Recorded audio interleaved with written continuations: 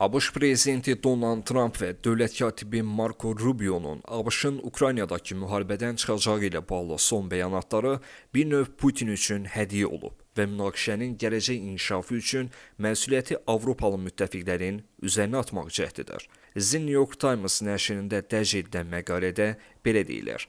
Nəşr yazır, doğrudanmı Rubio və Trump sadəcə Ukraynadan əllərini yuyub getməyə hazırlaşırlar. Bu variant Rubio'nun "bu bizim müharibə deyil" xəbərdarlığında öz əksini tapıb.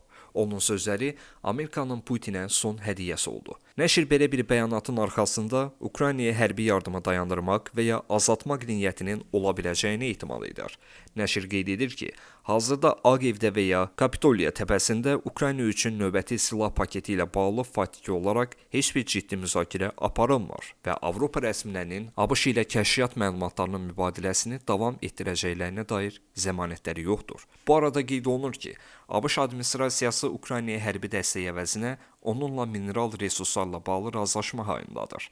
Qəzet vurğulayır ki, Vaşinqtonun bəyanatları getdikcə praqmatik səslənir və əsas diqqət ABŞ-ın verməyə hazır olduğu şeydən çox Ukrayna ilə əməkdaşlıqdan nə qazanacağına yönəlib. Xüsusilə bu əvvəllər Rusiya ilə danışıqlarda sülh anlaşması ilə əlaqələndirilən, indi isə ayrılıqda baxılan mineral ehtiyatlar üzrə sazişə aiddir. Qəzet iddia edir ki, Ukraynada əllərini yumaq istəyən Trump Putinlə digər sahələrdə anlaşmağa hazırlaşır. Nəşrin məlumatına görə Donald Trump Moskva ilə istər atəşkəs elan etməklə, istərsə də sadəcə olaraq münaqişəni dondurmaqla sövdələşməyə getmək istəyərdi. Bu, ona diqqətini başqa siyasi istiqamətlərə yönəltməyə və eyni zamanda Rusiya ilə yaxınlaşmağa imkan verərdi. Ancaq bu arada qeyd edək ki, Rusiyanın Ukrayna ilə bağlı tələblərini yerinə yetirmək təkcə ABŞ-ın imkanları daxilində deyil.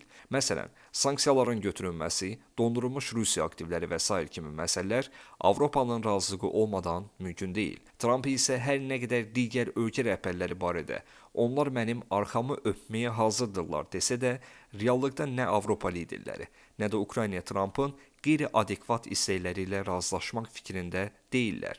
Nəşr Avropalı diplomatlara istinadən qeyd edir ki, Rusiya müharibəni dayandırmaq üçün əlavə şərtlər, xüsusən də qondarma dinastikasiya və Ukrayna prezidenti Vladimir Zelenskinin istifası tələbini irəli sürür. ABŞ-ın Ukraynanın martın ortalarında razılaşdırdığı real atəşkəs planı var. Lakin Rusiya vaxt uzadır. Yeni şərtlər, o cümlədən dinastikasiya və Zelenskinin faktiki olaraq dəyişdirilməsini tələb edir. Nəşr ABŞ-ın bundan sonra Ukraynaya dəstəkdə aparıcı rol oynamasına şübhə ilə yanaşır. İndi əsas sual Trump Rusiyaya yaxınlaşdıqca ABŞ-ın Ukraynanın müdafiəsini Ukraynanın özünün və Avropanın üstünə atıb atmayacağıdır. Əlavə olaraq onu da qeyd edək ki, Rubio'nun, eləcə də Trumpın özünün Ukrayna danışıqlarından ümumilikdə bu müharibədən çəkiləcəyi ilə bağlı bəyanatları qərb mətbuatı, eləcə də Avropa diplomatları tərəfindən Trump administrasiyasının Kremlə deyil, Kiyevə təzyiq və təhdidi kimi qəbul olunur.